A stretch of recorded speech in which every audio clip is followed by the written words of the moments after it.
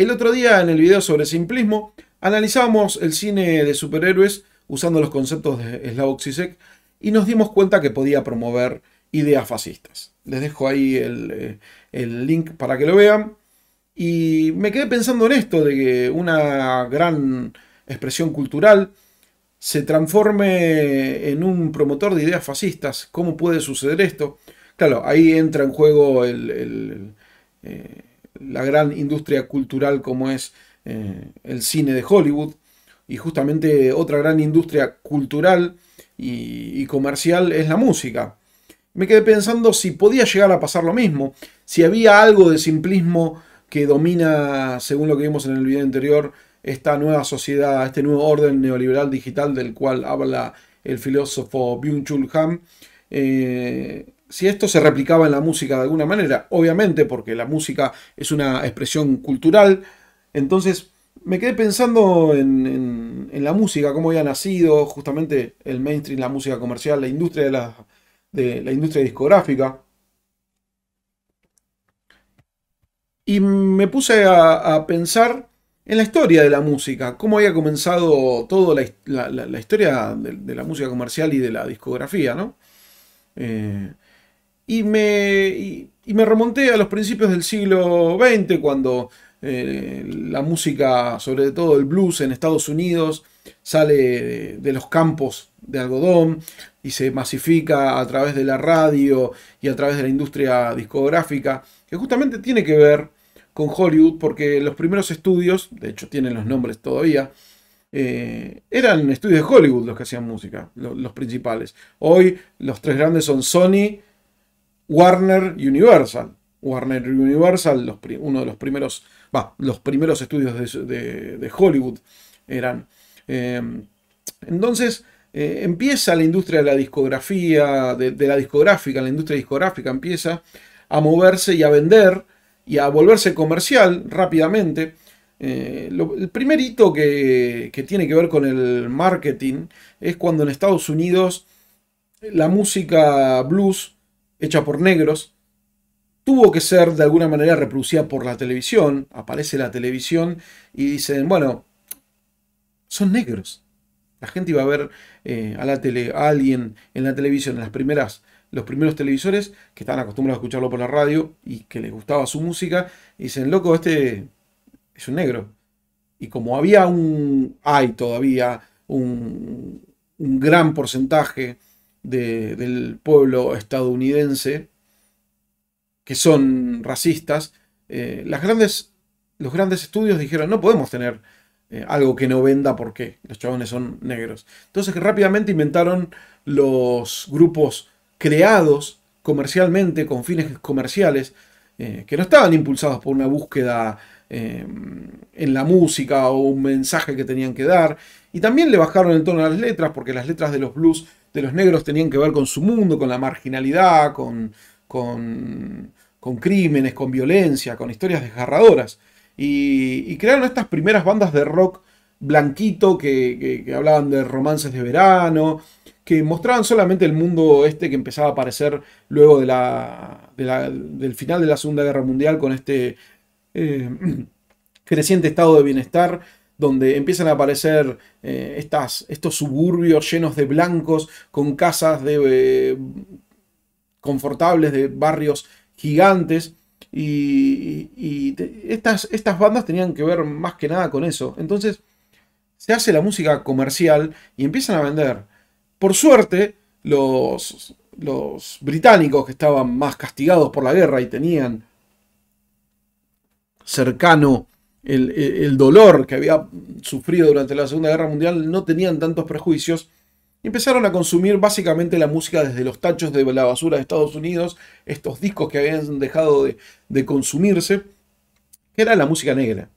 Keith Richards, John Lennon, Paul McCartney, bueno, los Beatles, Eric Clapton, Jimmy Page, Ritchie Blackmore, todos grandes exponentes del rock, de lo que serían los años que vendrían después, consumieron esa música. Y este jazz blues empezó a crecer y se transformó en lo que fue el rock británico, que llega a Estados Unidos justamente con una gran banda que era el deseo de cualquier estudio norteamericano, que eran los Beatles. Eran cuatro blanquitos, bien peinaditos, pelito corto, trajecito, que redaban para las cámaras, pero los chabones eran re bluseros y consumidores de la música negra, y tocaban como negros. Entonces, ese impacto fue tremendo, invadió todo, y así abre las puertas para el resto de las bandas británicas, los Who, Led Zeppelin, los Rolling Stones. Una invasión verdaderamente impactante en la cultura norteamericana. Con el tiempo, el rock empieza a desarrollarse, empiezan a aparecer las grandes bandas y las grandes búsquedas de perfeccionamiento, más bandas británicas, Pink Floyd, Genesis, Yes, y todas estas bandas que empezaban a invadir todo el mundo, y ya el rock se volvió global. Los Beatles ascienden a un estado de composición casi mágico y místico. Entonces empiezan a aparecer movidas y movimientos culturales que empiezan a tomar como una banda de sonido al rock y lo empiezan a cargar de una ideología. Esta ideología era la revolución. Era la revolución del amor, la revolución de los derechos civiles, las nuevas miradas. Recordemos a los Who allá por el año 64 gritándole a la cámara: prefiero morirme a volverme viejo. Y le cantaban a la nueva generación. Realmente era... esto de ser joven no tenía que ver con la edad, sino tenía que ver con identificarse con un grupo que estaba activo. Yo no quiero ser viejo, no quiero ser como lo viejo, no quiero ser como ustedes que hicieron mierda al mundo con 2 guerras mundiales. Queremos buscar otra cosa. Queremos buscar el amor, la fraternidad, la empatía. Luchemos por los derechos de las personas, más derechos. Y es así que, cruzando el charco, en Francia específicamente, en mayo del año 1968, comienza a crecer una cosa que empieza por buscar la libertad sexual. Digamos que en Francia no permitían que los internos de una universidad que dormían en un edificio vayan y estén en el edificio de las mujeres. Donde estaban los hombres no podían haber mujeres, donde estaban mujeres no podían haber hombres, no podían dormir en el mismo lugar. Y empieza con eso y termina con una gran revolución que empiezan a pedir esto de esta renovación cultural. El Mayo francés impulsa eso, y este Mayo francés lo toma el rock y lo toma como bandera. Entonces el rock se vuelve un gran abanderado de la revolución cultural, y empieza a tener un gran sentido ideológico.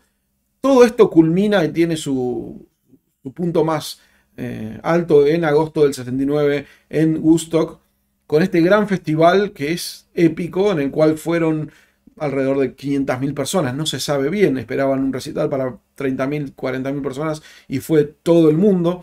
Y este punto fue eso, fue la lucha contra lo imposible, contra esa forma de pensar y esa forma de reprimir a los cuerpos, de reprimir a los jóvenes, de reprimir a la sociedad. Y ya que hablamos de Francia, no, es ineludible hablar de Michel Foucault, un gran protagonista del Mayo francés, este gran filósofo francés que justamente analizaba la sociedad de ese entonces, y él hablaba de una sociedad disciplinaria, donde se reprimía a los cuerpos, e incluso ahí empiezan las ideas de la biopolítica. Las acciones estaban determinadas contra el cuerpo. Por eso es que Foucault habla del panóptico, que es ese gran órgano o ese gran sistema de control donde hay un edificio con un edificio central, con otros edificios, con ventanas polarizadas que vos no podés ver para afuera, vos no podés ver para adentro, pero el que está adentro, que es el que te controla, el vigilante, puede verte cuando quiere. Entonces vos internalizás este control y ya directamente no te comportás de una manera cuando solamente está control. Normalizás la norma, valga la redundancia, de cómo te tenés que comportar. Entonces Este panóptico y este sistema de la sociedad disciplinaria, él habla de los lugares de encierro, el hospital, donde nacemos, la cárcel, donde vamos a parar si no hacemos lo que la sociedad quiere, o el loquero, el otro lugar, si no encajas en la sociedad vas al loquero. Bueno, la escuela ya la dije, la escuela, el hospital, la cárcel y el loquero. Esas instituciones de encierro que él ve en esta sociedad. Entonces, teniendo en cuenta esto, nos damos cuenta que hay un aparato represor. El capitalismo funciona en ese entonces como un gran sistema represivo. Entonces, para el rock and roll, de alguna manera le es fácil encontrar un contrincante. Estamos hablando básicamente sobre música, entonces el rock and roll tiene una gran carga ideológica y el rock and roll es la primera música popular a nivel mundial y rápidamente se vuelve comercial. Ahí podemos pensar en lo que dice el filósofo francés, compañero y amigo de discípulo más que compañero de Michel Foucault. Estamos hablando de Gilles Deleuze, que él dice que el capitalismo tiene una axiomática, que es básicamente una manera de funcionar, reterritorializante, que eso es lo que permite al capitalismo ser resistente a los años. Estamos hablando de que el capitalismo tiene unos cuantos años ya. Ese poder reterritorializante hace que vaya consumiendo las nuevas expresiones. Básicamente lo que dice Gilles Deleuze es que la sociedad se mueve por flujos. Las personas, los individuos, interactuamos unos con los otros, charlando, intercambiando, influyendo, y eso crea flujos que van y que vienen, y que eso de alguna manera configura la sociedad. Cuando aparece un flujo que no está dentro del capitalismo, que es un flujo disruptivo, el capitalismo lo observa. Entonces, cuando aparece, por ejemplo, imaginemos, ya que estamos hablando de música, la música punk, el capitalismo primero irrumpe, lo pone en crisis. El capitalismo puede mutar para reterritorializarlo. ¿Qué hace el capitalismo? El capitalismo empieza a vender el punk. Con el punk, que es anti todo, anticapitalista, antisistema, anti lo que fuera, antifamilia, anti-iglesia. Entonces el capitalismo lo empieza a absorber. ¿Y qué hace? Bueno, el capitalismo te empieza a vender ropa punk. Te contrata la banda punk para hacer discos. Agarra a los Sex Pistols, les da un montón de plata y hace que vendan discos por todo el mundo. Te vende la remera de los Ramones. Y si no, el capitalismo te destruye. Lo que pasó en España, sobre todo con el rock vasco y las bandas punk, ¿qué pasaba? Aparece el punk en el final del franquismo, en el País Vasco y en España, pero en el País Vasco se vuelven muy radicales y no quieren transar. Entonces, ¿qué hacen? No está probado esto, pero hay un informe que se llama el informe Navajas, que dice que la policía repartía heroína entre todos los fans o los seguidores del punk y los anarquistas y las bandas de punk. Entonces, esto hizo que muchos caigan totalmente adictos y mueran. Básicamente, el punk fue reprimido de una manera que se cree viene de Estados Unidos, pero bueno, eso no está probado. Y es esto de meterles heroína a todos, inundar de heroína las calles del País Vasco para destruir a un flujo que no podían reterritorializar. Entonces, el capitalismo, ¿qué hace? Te reterritorializa, te asimila de alguna manera, como la Matrix, y si no puede asimilarte, te destruye. Y esta manera de funcionar tiene una gran relación con la biopolítica de la cual habla Foucault y la sociedad disciplinaria. Ya que hablábamos de Deleuze, él ya habla a mediados de los 80, finales de los 80, de que la sociedad disciplinaria estaba terminando y estaba empezando a aparecer la sociedad de control. Un sistema en el cual el control no se iba a ejercer represivamente, sino que el capitalismo se estaba transformando para volverse amigable de alguna manera, y el que nos iba a controlar íbamos a ser nosotros mismos. Esto lo dice en el año 86. a través de dispositivos en los cuales nos permitirían trabajar, incluso desde nuestra casa, y ya no necesitaríamos ir al hospital, en este lugar de encierro, o a la escuela o a la fábrica a trabajar, sino que podríamos trabajar desde nuestras casas o desde cualquier lado, pero esos dispositivos a su vez nos controlarían a nosotros y funcionarían como un panóptico que nos obligaría a trabajar y comportarnos de acuerdo al orden dominante. Luego de esto, justamente paralelo a esto, a finales de los 90, el rock se empieza a separar del pop y el pop ya se vuelve más comercial porque vuelve esta cuestión de que había aparecido allá por los 50 de crear bandas desde el marketing. Los grandes estudios ya se habían podrido de las bandas reventadas de rock and roll, el punk, la locura del hair metal y las bandas de hard rock y los tipos, los rockeros y músicos descontrolados con el alcohol, rompiendo hoteles, drogadictos, y querían controlarlos. Y volvieron a aplicar esto que habían inventado allá por los 50 de crear bandas desde cero. Aparecen los Backstreet Boys, aparecen NSYNC, Spy Girl y todas esas banditas que fueron creadas a medida de la industria discográfica para manejarlas y explotarlos, porque los pobres tipos los terminaron explotando, sacaron un montón de plata y digamos que no se vieron del todo reflejados en sus propios bolsillos. Claro, eran empleados. Entonces, la música pop empieza a separarse, incluso la música pop se vuelve comercial y deja de ser pop. El pop incluso está ahí, todavía está un poco con la música comercial, pero el rock ya definitivamente se abre.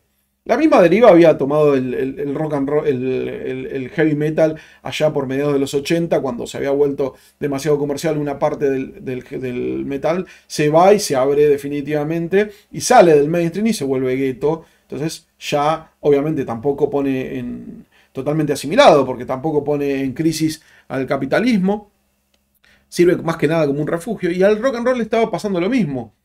Entonces se empieza a alejar del mainstream y del pop y de la música comercial. ¿Y por qué pasa esto, que el rock se empieza a alejar del mainstream? ¿Por qué empieza a perder tanta popularidad? Porque el contexto había cambiado, ya llevaba más de 50 años, casi 50 años de lucha, de la lucha contra el hombre, The Men, de los cuales se refieren todos los rockeros, que es el enemigo. The Men es el sistema, el capitalismo, el status quo. Entonces ya no tiene con qué pelear en ese entonces. ¿Por qué? Porque el capitalismo había variado, ya había dejado de ser represor, ya había adquirido esta forma de la que habla Deleuze de la sociedad de control, y empieza a entrar en lo que ahora llamamos, que ahora está presente y ya es visible, es la sociedad de la autoexplotación, la cultura de la autoexplotación, que es el nuevo orden neoliberal digital. Ya no existe más el capitalismo como un orden represivo. No te van a ir a cagar a palo. Si hace mucho quilombo, sí. Pero digo, te controlás vos mismo. Hoy tenemos dispositivos, eso si quieren hablar de los celulares o quieren ver algo más ampliado sobre la cultura de la autoexplotación, pueden ver el primer video que se llama Smart Drug, que justamente habla sobre esto, que los smartphones nos hacen esclavos del sistema y son una parte fundamental del sistema del nuevo orden neoliberal digital, del cual habla Byung-Chul Han, un filósofo surcoreano alemán, que justamente es esto, ya no hay contra quién pelear, ya no hay una revolución. De hecho, Byung-Chul Han habla en sus libros sobre la imposibilidad de una revolución, porque el comunismo ha empezado a venderse como mercancía, y esto es el final de la revolución.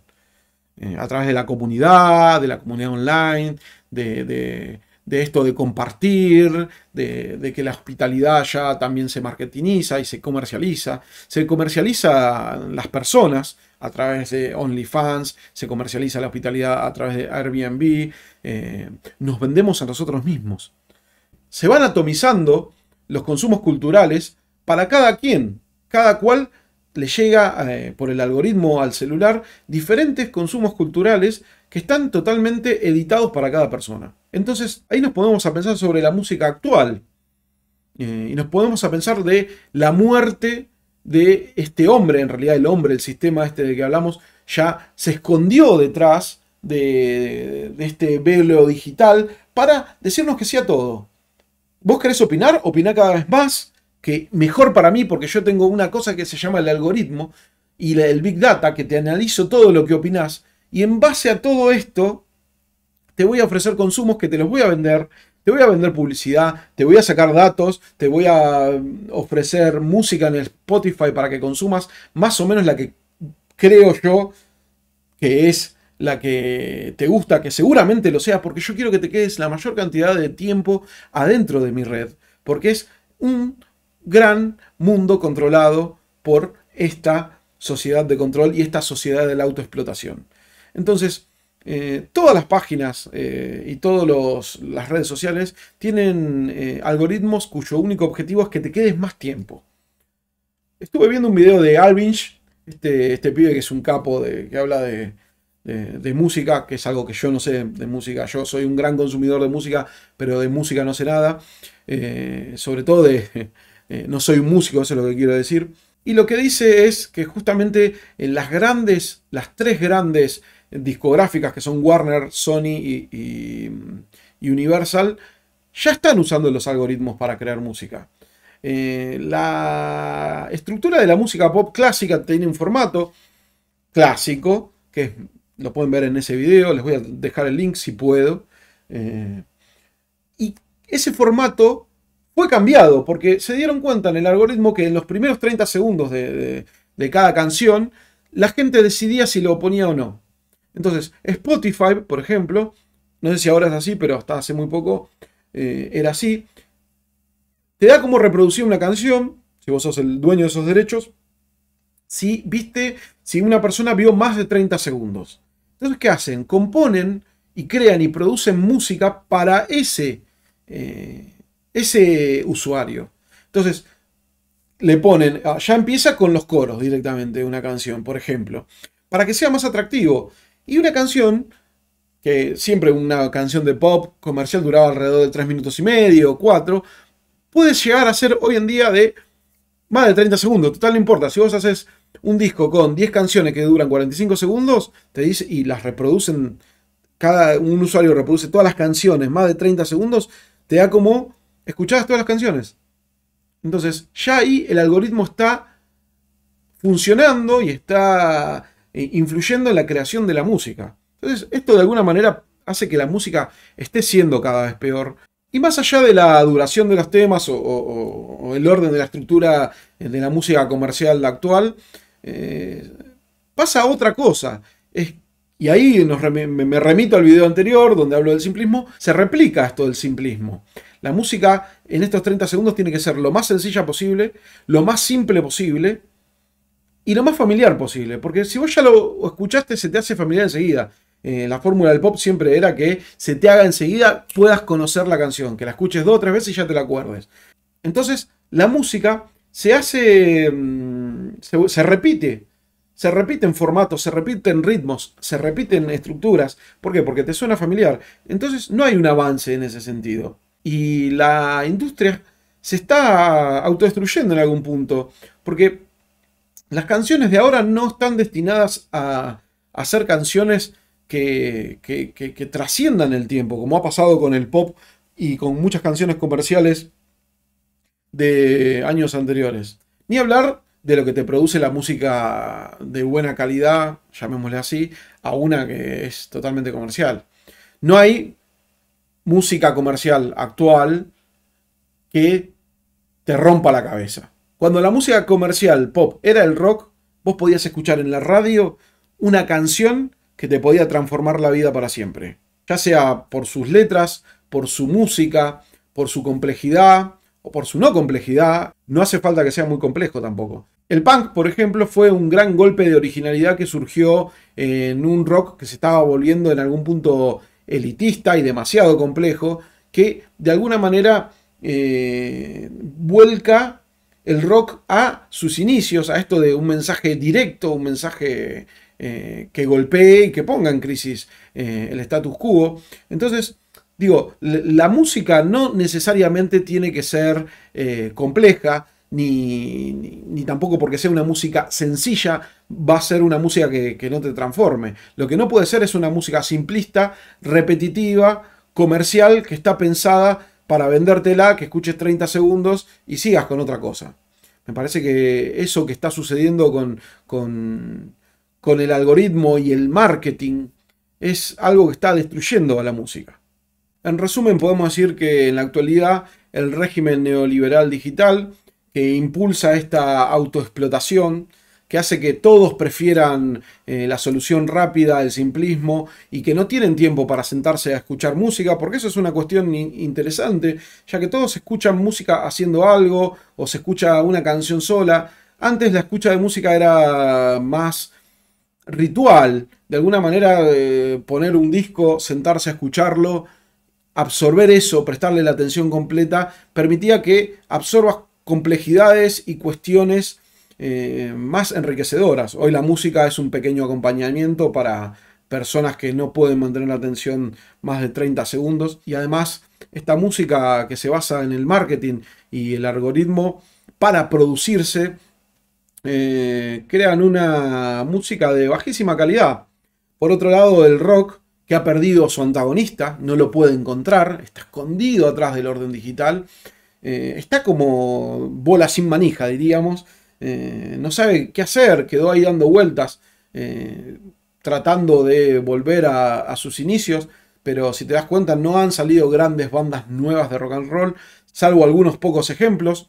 Creo que el rock ya quedó solamente como un estilo y ha perdido su verdadera esencia, que era luchar contra el hombre. Pero el rock va a estar ahí. Cuando lo necesitemos, yo sé que va a estar ahí y va a poder volver a salir y volver a encarar la revolución. En forma de no sé qué, en forma de algo que tiene que romper justamente con este orden digital. Entonces, volviendo a lo que decía sobre el análisis de la ideología de la música, podemos utilizar justamente los conceptos de Slavoj Žižek para analizar estos mensajes y esta ideología que pregona la música actual. Žižek sostiene que las expresiones culturales populares como la música son un poco más que entretenimiento y formas de escape, sino que refuerzan las estructuras de poder existentes. En el caso de la música mainstream podemos examinar cómo ésta reproduce y refuerza la lógica del capitalismo y el neoliberalismo. En la música mainstream a menudo se promueven estilos de vida materialistas que se centran en el consumo de bienes materiales y en la búsqueda de felicidad a través de objetos materiales y la adquisición de objetos de lujos. En los videoclips incluso se promueven como grandes artistas y miden su éxito a través de lo que pueden mostrar que tienen como posesión: la mejor casa con la mejor pileta en el mejor lugar, el mejor auto, la joya más brillosa y más cara, oro. Todo es ostentación y se promueve de esta manera y a tal punto el consumismo que da asco realmente y es demasiado obvio, pero subliminalmente queda esto, como medir una persona, el éxito de una persona por la adquisición de bienes materiales. Es el sueño de cualquier promotor del capitalismo, es justamente esto. Entonces, también otra cosa que se promueve es la imagen cosificada de la mujer, que no es más que un objeto de deseo en estos videoclips, o según la lógica del mainstream, y el cual tiene un valor según sus características físicas, características que son hegemónicas en cuanto a la belleza corporal femenina, e incluso se promueve una imagen de lo que es la masculinidad, que es verdaderamente equivocada. Son todos los tipos también, son todos malos, son todos tóxicos, son todos musculosos que van al gimnasio, que tienen Rolls Royce. Entonces, la música también produce un gran efecto en la ideología de la gente que los consume, y no por nada, muchas veces en ambientes donde se escucha mucho esta música se habla mucho de guita y se tiene como el consumo como algo, como un gran medidor de estatus, ¿no? Bueno, en casi todos los estamentos de la sociedad sucede, pero justamente la música mainstream tiene eso. ahora más que nada. Se nutre de una lírica que está basado básicamente en esto. Entonces este cóctel de consumismo, simplismo, discriminación, obviamente que hay gordofobia, obviamente que son heteronormativos y promueven la heteronorma, incluso se promueve el éxito por mérito propio, tiene un sesgo de éxito donde solamente se muestran y se ven personas exitosas y el éxito se mide gracias a los consumos y hacia la adquisición de bienes materiales, generalmente lujosos, y que a su vez tienen un discurso que hablan sobre el éxito por mano propia. Y esto de que el éxito está a la mano de cualquiera. Este éxito de que se puede, por más que tu contexto sea una mierda, si lo lograste es porque sos grosso como yo, y si no lo lográs, sos una mierda. Y entonces todo esto hace un cóctel que de alguna manera se retroalimenta y genera de nuevo una música similar a esta, cada vez peor, cada vez más básico, donde el mensaje es cada vez más individualista, cada vez menos simpático y cada vez peor. Además es una música simplista y es peligrosa porque promueve una imagen de la autoexplotación donde si no lo lográs sos un fracasado y fracasaste culpa tuya. Esta meritocracia mezclada con simplismo, consumismo y sesgo de éxito promueve una imagen totalmente falaz donde te hace culpable de tu propio fracaso. Y te hace culpable. Y la culpa es un gran factor que contribuye a la dominación. No hay nada más fácil de manipular que una persona que se sienta culpable. Y esto es muy funcional al nuevo orden digital que impera. Como corolario me quedo pensando en a dónde va esta música comercial, junto con el algoritmo y las inteligencias artificiales, forma un cóctel verdaderamente inquietante y me imagino una música editada totalmente para cada usuario, quizá creada por inteligencia artificial. Me imagino música hecha por computadoras plenamente, al 100%. Siempre va a ser algo que suene familiar y siempre va a ser algo de peor calidad. Así que muchachos, estemos atentos, pensemos en lo que nos gusta, pensemos si realmente nos gusta. Yo por mi parte me voy a quedar con mis discos, escuchándolos tranquilamente, mientras la música mainstream se vuelve una mierda. Nos vemos.